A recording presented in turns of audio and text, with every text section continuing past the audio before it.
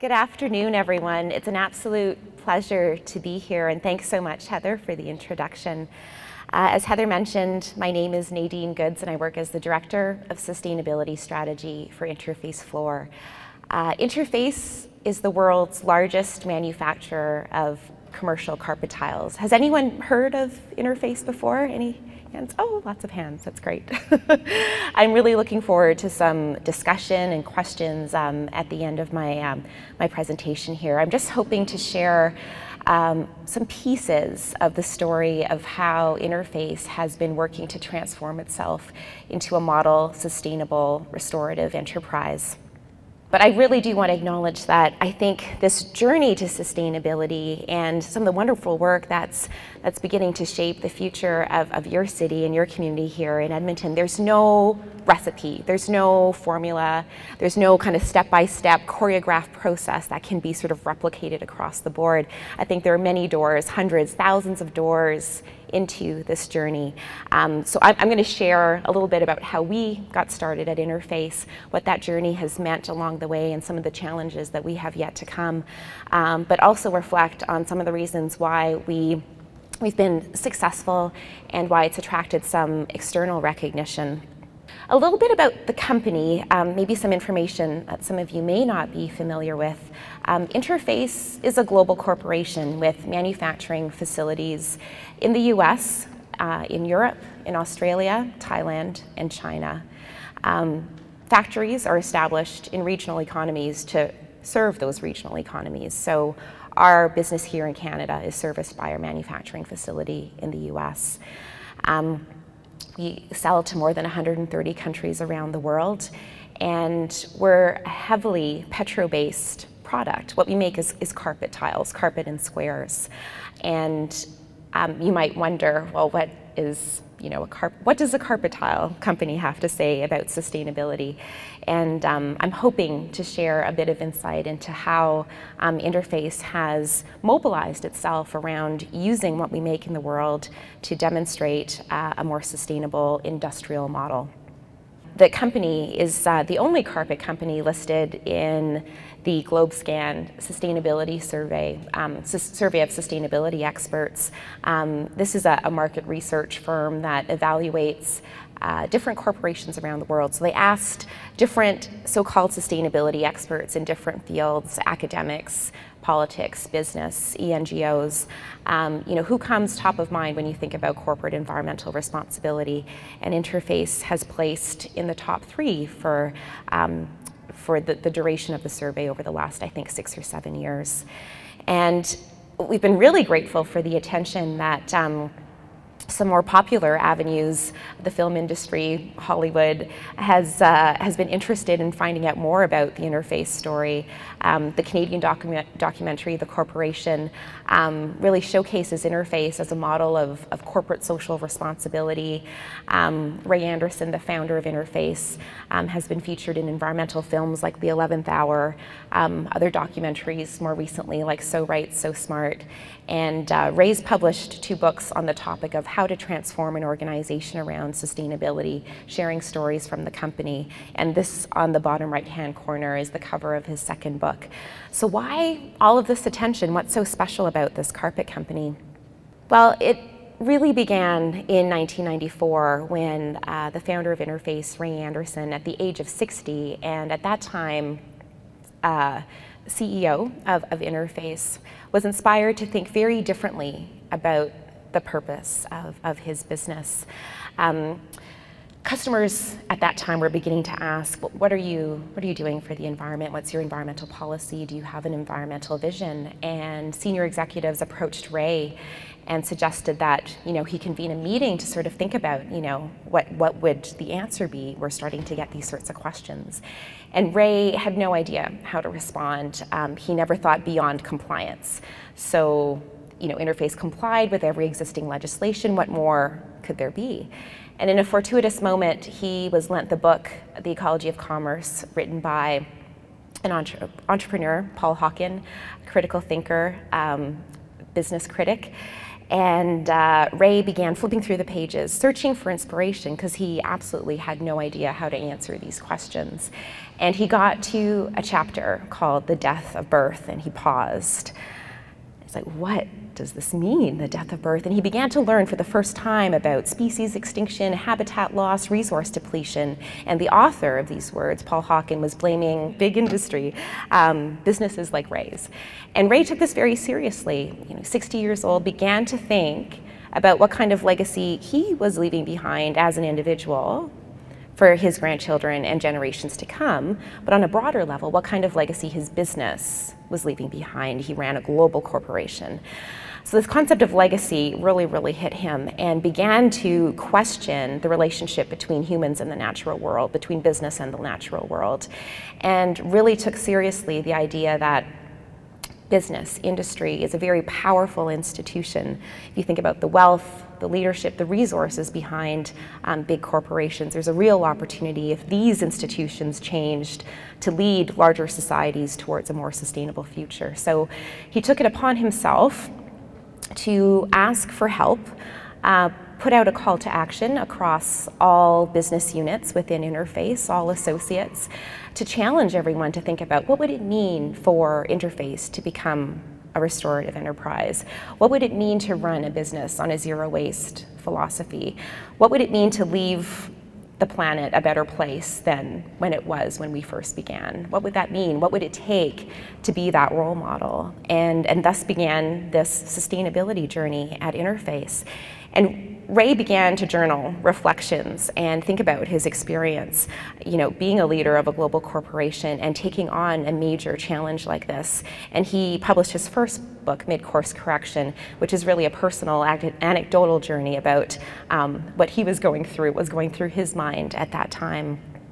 But I think, personally, what was really unique about Ray's leadership style at the time was his ability to embrace a sense of vulnerability, because he had no idea what it would take, what would need to happen in order to transform his business. He just knew that he had the right vision, and he was relentless in believing in that, so that sense of personal belief, and a deep sense of commitment, but also a sense of vulnerability and humility to ask for help, because he certainly didn't have the answers. So in this journey that I'm going to walk you through, I'd love for us to keep this quote sort of in the backs of our minds.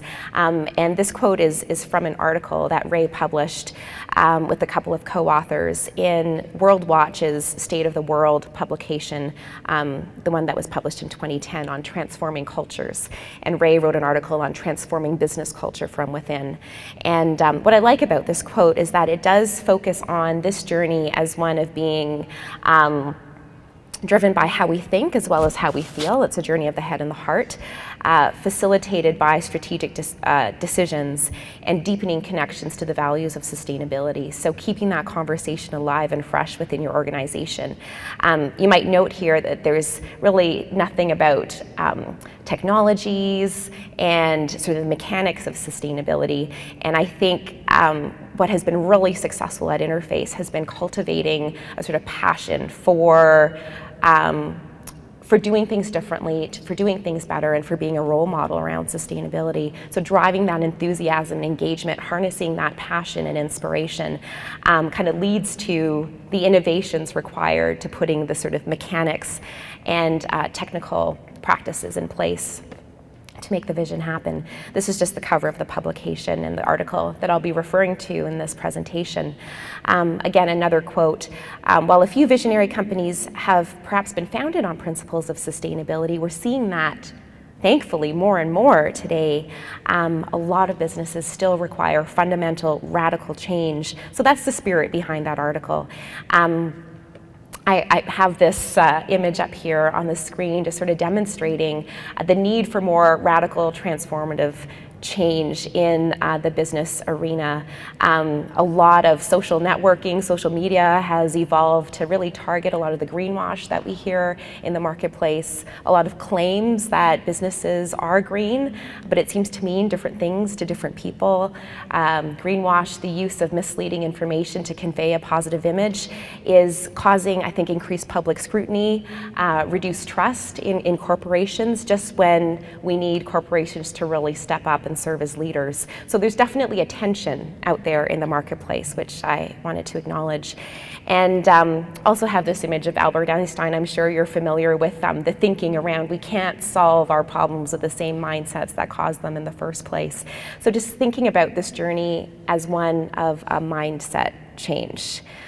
This has been fundamental to how Interface has followed its journey. So just wanted to plant that seed. And also thinking about how rooted this commitment is. This isn't about just we're going to make a sustainable product, it'll be a specialty line, and that's it. This is a mindset shift. The values of sustainability need to, if you're authentic about this, transcend all aspects of the organization. So everything from product design, systems operations, to human resources and marketing and procurement, how you run your day-to-day business, how you nurture a culture of sustainability within your organization or community. So a deep sense of rootedness around your commitment to sustainability. I just have this slide up here. I'm not going to keep it on, but I'm just going to refer to Mona Amodeo is a PhD. She did her PhD research on Interface and the culture change that occurred within the company. And she identified stages of change within Interface, and those are the ones that I'm going to talk about today. So in her work, she published her work in 2005 and spent a year interviewing associates across Interface to understand, what has been their experience within the company, what has this journey meant to them, and what happened? Like, how did you get to where you are today? And she suggests that the company began with this awakening, of course, driven by Ray's leadership, his own personal awakening, that he then inspired others to think about within the company. This earlier stage, it was really important to think about, well, what is our vision? Again, asking those tough questions. What would it mean to be a model sustainable enterprise? What would it mean to run a carpet company based on a zero waste philosophy? Really encouraging curiosity, critical thinking, and challenging status quo. I think that was something that Ray often talked about was, encouraging staff to resist the status quo. It's not acceptable. We need to keep getting better. Acknowledging, what are our current paradigms? How are we approaching our business? What's the purpose of our business in relation to a sustainability paradigm? So that questioning, defining the vision, asking those tough questions. Some of the concepts that inspired those questions and inspired the definition of that vision included Ray's own personal research and looking to sources of information such as natural capitalism was an important concept. The natural step framework for sustainability also really inspired him and the company. This image on the top left comes from the book Natural Capitalism, written by Hunter and Amory Levins and Paul Hawken. And so Ray just began to read and read and read. He just craved learning more in those early days and throughout his tenure at Interface. And he'd look at models like the one you see on the left, where science estimates that in a typical industrial model coming out of the Industrial Revolution, perhaps only 6% of material flows actually end up in usable products at the end of their life. And Ray, would look at estimates like this and think, well, what happens to the other 94%? And immediately equated that with dollars. He was a fierce capitalist, very competitive, and thought, if we could be more efficient and avoid the waste, how much money could we save? So that was one aspect of his motivation and inspiration behind transforming his business. And leading to the question, what would it mean to model Interface after ecological systems where there is no such thing as waste? What doesn't get used by one organism becomes nutrients for another. Could we imagine modeling Interface based on that kind of philosophy?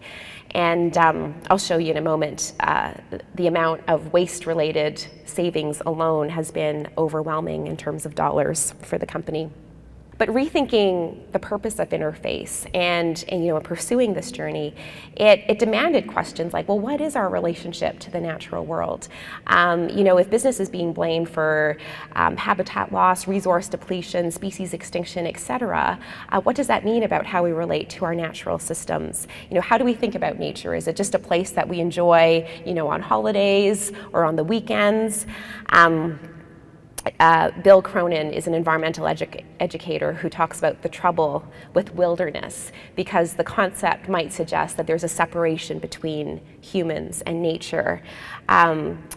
However, we hear David Suzuki talk about it all the time. We are nature. Nature is everywhere. It's in our backyards, in a teaspoon of soil.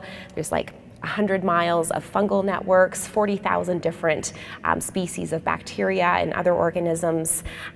We have microorganisms living in our gut, in our fingernails, on our skin. We are fundamentally nature. There is no separation. This idea that humans are separate from nature is a false, it's a myth, it's a false separation. So again, rethinking our interconnections is all about how this sustainability journey got started. And it evolved into the company's mission, which is Interface's promise to eliminate any negative environmental impact by the year 2020. And you might notice there's nothing in this statement about carpet per se, so it's really about making a statement, a call to action. And what I do like about Mission Zero is that it's simple, it's clear language that all associates across the business globally can hang on to. Everyone knows what Mission Zero is, so it's a common language that everyone sort of shares, and it helps to build momentum, energy, and community around. And I think also, I've already mentioned the idea of legacy. When it came to, as that awakening phase was evolving and the company was, defining its vision, Ray's personal commitment to thinking about what kind of legacy he was leaving behind was really top of mind, and it continues to be. I think Mona and her research identified these different phases of change, but they're necessarily interconnected. It's not like they're 4 defined stages. I think when a vision is defined, it needs to be constantly talked about in order to keep it fresh and engage any new players who are coming to the table. But thinking about what an organization is leaving behind is certainly one way to think about one's sustainability journey. Mona then suggested that once this awakening happened within the company, there was a cocooning phase where a roadmap, a plan needed to be developed, and that might sound really familiar for some of you working on the Way We Green here in Edmonton. So what does that roadmap look like? Let's set some targets, let's set some strategies, let's develop some metrics. We need to have a baseline, like how much energy are we using? How much water are we using? How much waste is being generated? How much recycled materials are we using in our processes? So just like we measure all of our financial, throughputs, let's measure all of our ecological and social throughputs. So this just became, again, a way of doing business at Interface and developing a solid set of metrics. Consulting was really important. I mentioned in the early days Ray's commitment to asking for help because he acknowledged he didn't have all the answers. So not just asking for help internally within the business and challenging employees to think differently about their own respective job descriptions. For example, how might the concept of waste be eliminated from what they do on a day-to-day basis, and setting up an incentive program with bonuses attached to really great ideas that were presented to get Interface closer to its Mission Zero goals. But Ray also reached out to some of the world's greatest thought leaders in different areas of sustainability: engineers, architects, designers, cancer scientists, literary figures, naturalists, biologists, to convene an advisory team to help him set out this roadmap for the company. And these are just some of the faces of the individuals serving today still on Interface's dream team of advisors. On the top left is Janine Benyus. She's written a book called Biomimicry, which was a concept that really inspired the company and continues to inspire the company, asking us to rethink our relationship with the natural world and perhaps look to nature as a mentor a model and a measure as opposed to resources to be exploited, understanding that we are necessarily interconnected, and what is the business case in depleting the natural systems on which we depend for life.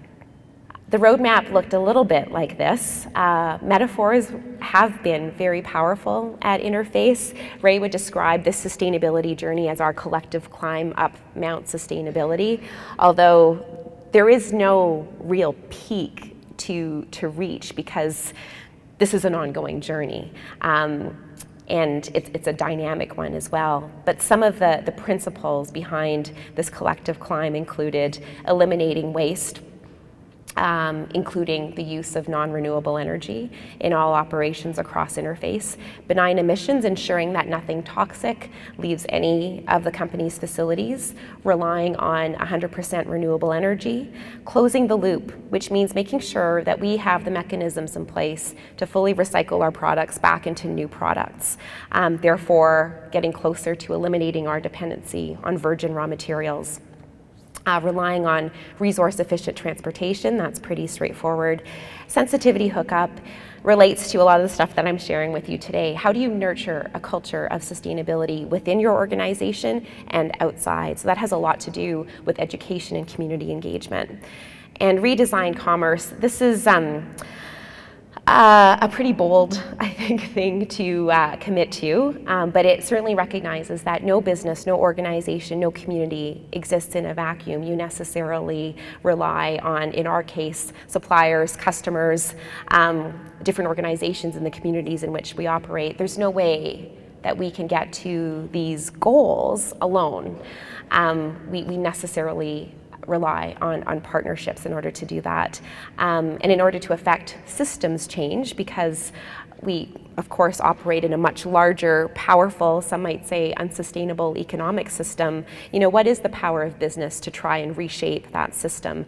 How does a business leverage its influence to inspire others to think differently about a closed-loop economy, about a more sustainable economy going forward? The next phase that Mona identified was metamorphosis, and this is where it got really intentional, where change was being driven. There was a deliberate effort to ensure that sustainability, this mindset, is integrated into everything that the business does across the organization. And teams were encouraged to be in experimentation mode. Let's try different things, let's experiment. We need to think differently about how we make our products, how we design our products. Let's ask for feedback from customers about how to do that. And it was also a time of observing whether or not this sort of consciousness around sustainability, how it was shifting throughout the organization across different business units. And having the metrics in place and to monitor progress was really useful in that regard. So being intentional means ensuring that this commitment to Mission Zero drives everything across Interface.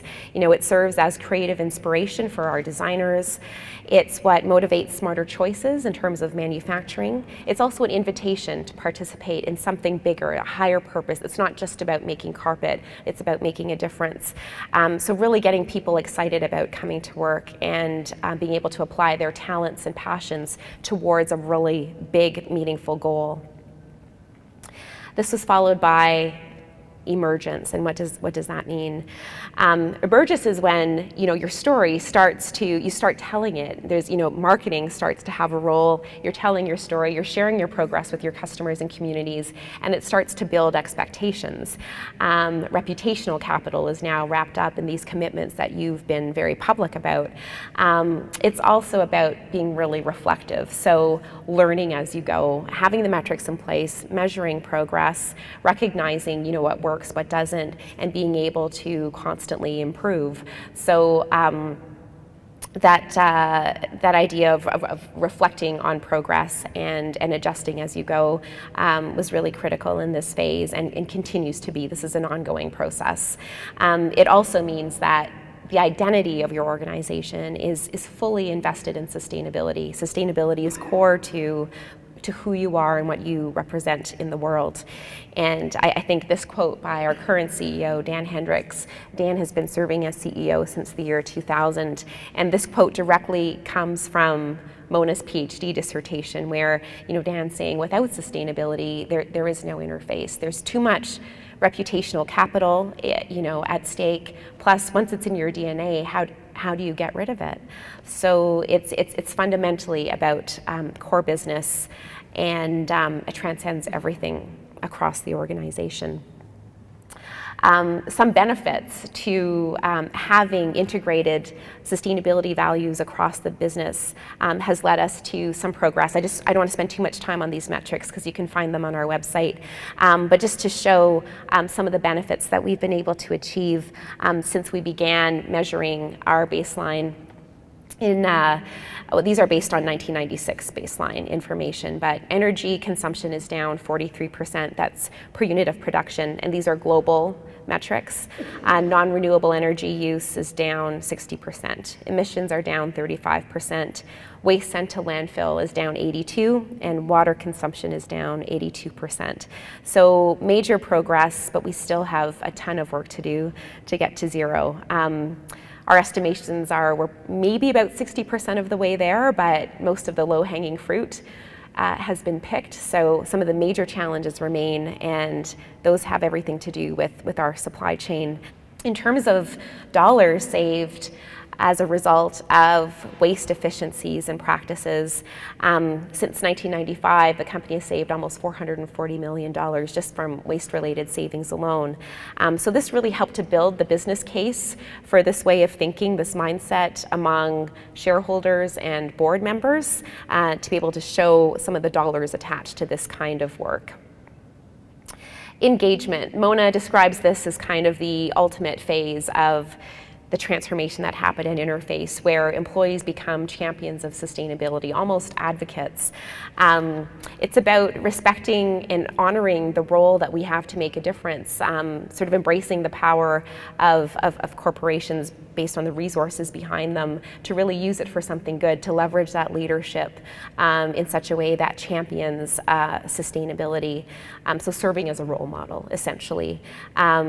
Engagement means we've been able to reap some benefits by educating other companies and the broader community.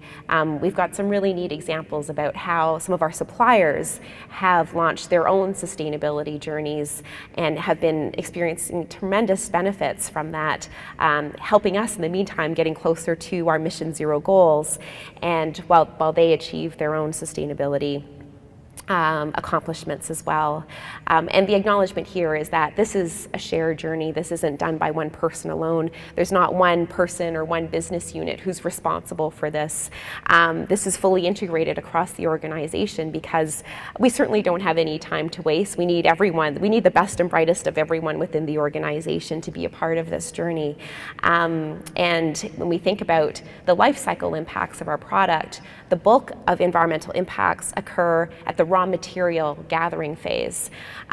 So there is so much beyond what happens during manufacturing within interface walls that requires long-term relationship building and hopefully more meaningful change across a number of different players who are a part of our product's life cycle.